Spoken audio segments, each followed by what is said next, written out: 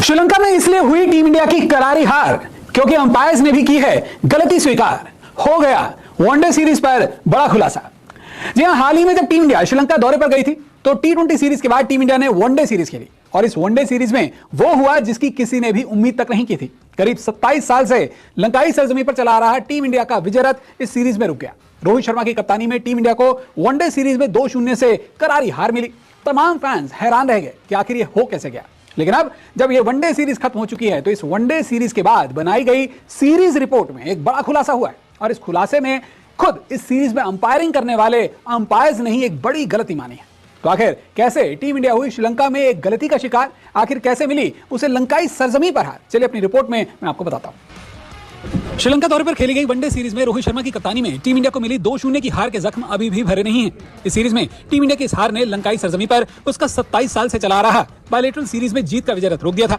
लेकिन अब इस सीरीज को लेकर नया खुलासा हुआ है। आपको बता दें कि भारत श्रीलंका के बीच वनडे सीरीज 2 से 7 अगस्त के बीच खेली गई थी। इसी सीरीज के पहले मुकाबले में भारत और श्रीलंका दोनों के बीच मैच टाई हुआ था, जहां सुपर ओवर नहीं कराने को लेकर एक बड़ा विवाद भी हुआ।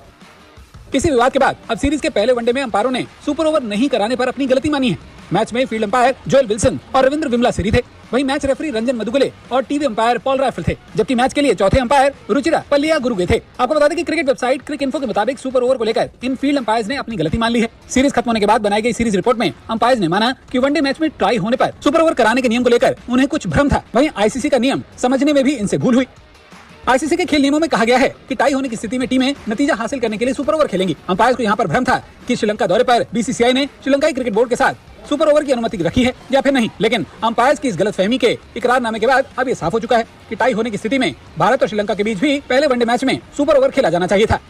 वनडे इंटरनेशनल क्रिकेट में सुपर ओवर को लेकर तय किए गए नियम के मुताबिक यदि दोनों पारियों के पूरा होने के बाद टीमों के स्कोर बराबर हैं तो फिर सुपर ओवर खेला जाएगा। अगर सुपर ओवर भी टाई रहेगा तो तब तक सुपर ओवर होंगे जब तक विजेता ना निकले।